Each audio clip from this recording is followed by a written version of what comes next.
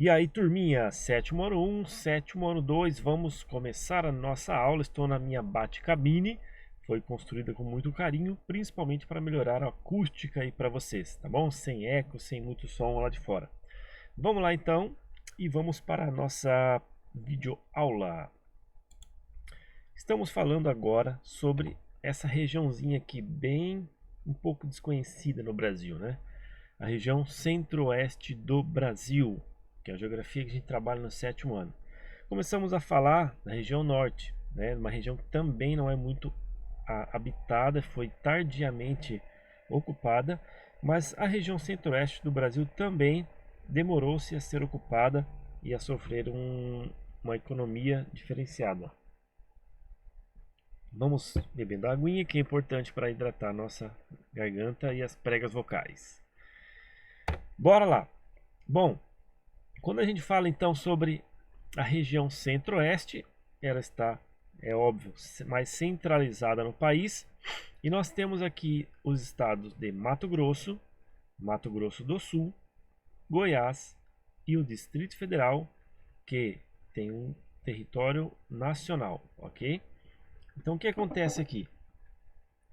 Basicamente, nós consideramos como três estados mais o Distrito Federal, porque são estados confederados, né? São jurisdições diferentes, e o Distrito Federal é mais ou menos como se ele fosse, como se ele pertencesse a Goiás, mas na verdade é um território próprio também da nação, do país, do estado brasileiro, ok? Mas é muito fácil de lembrar do Centro-Oeste. Mato Grosso, aí tem o outro que é o Mato Grosso do Sul. Aí tem Goiás e o Distrito Federal que se localiza, Distrito Federal, que se localiza ali na região do estado de Goiás. Bora continuar. Como que fica então ali, por exemplo, localizado o complexo do Pantanal? Aqui esse mapa mostra mais ou menos como que é a altitude ali, quais são as altitudes do relevo. Nós temos áreas de planície, onde tem a grande planície do Pantanal, planaltos que são mais baixos, são principalmente planaltos que têm bastante áreas mais planas no seu topo, certo?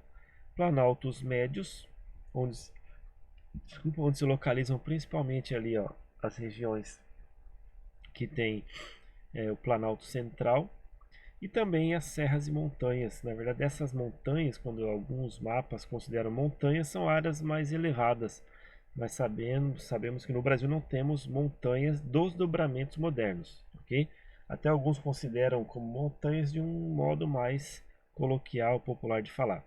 Então essas são as áreas que nós temos aqui na região do centro-oeste do Brasil. Olha só como que é quando você vai mais para o oeste do Brasil, você tem uma área mais plana.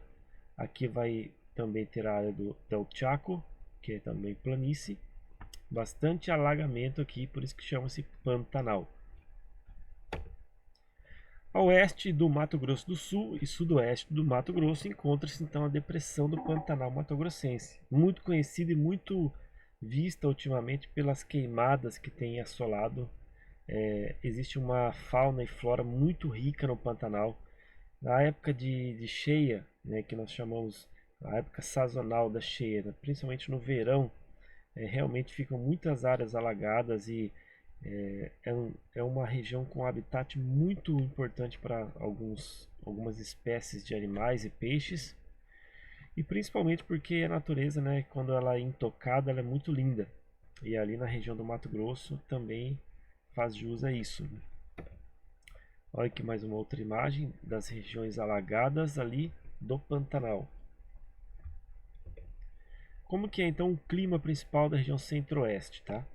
O clima que predomina, aqui ele mostra mais aqui um clima predominante que é o equatorial, que fica ao norte do Mato Grosso, onde tem inclusive a floresta amazônica, certo? Onde predomina a floresta amazônica no norte do Mato Grosso, que também já está bem devastada.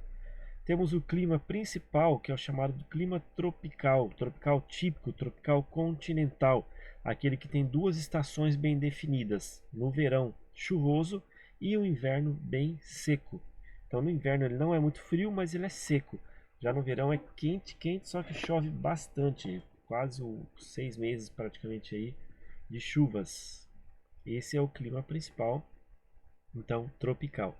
Ao sul do Mato Grosso, ali no Mato Grosso do Sul, aliás, pega um pouquinho, desculpa, um pouquinho do clima subtropical, que é da região sul, onde tem uma variação maior da temperatura, pois no inverno tem temperaturas mais baixas, ok?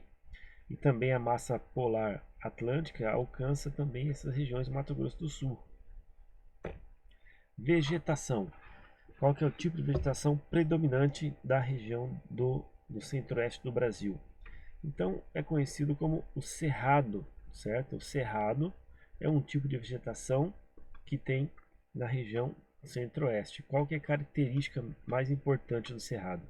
Ele tem áreas de gramíneas muito grandes, como chamado cerradão, áreas de plantas rasteiras, né? E principalmente também algumas áreas que são de árvores mais tortas. Os galhos são tortos, os troncos são tortos por causa do solo, que é um solo que não é muito rico em nutrientes. E quando chove, carrega-se muitos nutrientes para o fundo, causando uma lixiviação. E alguns solos acabam ficando bem assim, com bastante metais pesados, com metais que ficam alumínio, é, ferro, enfim, eles acabam prejudicando o crescimento das plantas ali na região do centro-oeste. No Pantanal, os campos cerrados dividem o espaço com floresta que se torna mais fechada e úmida na região do norte do Mato Grosso, onde eu falei que tem a floresta amazônica. Como que é o meio ambiente? O bioma predominante, então, na região centro-oeste é o cerrado. Já perdeu 48% da cobertura vegetal. Muito mais, porque esses dados são um pouco desatualizados. Hoje já deve estar em cerca de 50 a 60, 55 a 60% que já perdeu da cobertura original. Entre as principais causas estão a ocupação do interior e o avanço da soja e do gado a partir de 1970. Então, o agronegócio, tá? Quando você fala de Centro-Oeste, você fala do agronegócio. Cresceu muito a produção de milho, de soja, a produção pecuária, pecuária bovina principalmente, foi muito grande nessa região Centro-Oeste. Isso causa devastação da parte natural, ao mesmo tempo que faz com que haja um crescimento da produção agrícola nessas áreas. O Pantanal, no ano 2000, recebeu da Organização das Nações Unidas, da ONU, para a Educação, a Ciência e a Cultura, aliás, a Unesco, o título de Patrimônio Natural da Humanidade. E infelizmente está pegando fogo em muitas áreas. É triste de ver, né? Formação da população ali no Centro-Oeste. Ainda no Brasil colônia, então na época da colonização, o povoamento do Centro-Oeste ele resultou de dois movimentos migratórios. Primeiro, o movimento migratório vem do sul e do sudeste, em virtude do transporte de gado, as fazendas que ali começaram a se instalar com a ação dos bandeirantes paulistas. Olha que importante. Os bandeirantes paulistas, que iam também atrás de indígenas e de minérios, eles foram os primeiros colonizadores do Mato Grosso, ali de Goiás. Então, é importante saber isso, tá? Sobre a região centro-oeste. Os principais e primeiros colonizadores, né, os primeiros povoamentos foram formados pelos bandeirantes paulistas que iam buscar minérios ali e também indígenas. Segunda leva de povoamento vem do Nordeste, também ligado ao comércio de gado, que acaba criando e fortalecendo os primeiros povoados da região. Ou seja, muitos do Nordeste acabam aumentando a quantidade de mão de obra ali que vai para a região Centro-Oeste. Então, a ocupação do Centro-Oeste século 17 e 18. Então, você vê aqui, ó, os bandeirantes paulistas partindo para Cuiabá, Goiás Velho, ó, 1726, 1727, as regiões que foram também onde tinham as missões jesuíticas, né, que foram para catequizar os índios. Então, a ocupação, isso foi bom de certo ponto para o Brasil, porque aumentou o território para o leste, desculpa, para o oeste, como a gente já estudou e viu sobre isso, que as bandeiras, né, que eram e as missões jesuíticas e principalmente também a criação de gado contribuiu para o aumento e expansão do território português que depois virou, né, independente o Brasil. Uma aguinha. Vamos lá, continuando. No século XX, como que foi a principal forma de ocupação? A construção de Brasília, ela atraiu principalmente a população nordestina, que começa a migrar para a região em busca de emprego. Brasília começou a ser construída, virou uma loucura. Depois vou mostrar algumas imagens. As pessoas começaram a ir para Brasília porque começou a precisar de muita mão de obra na área de construção.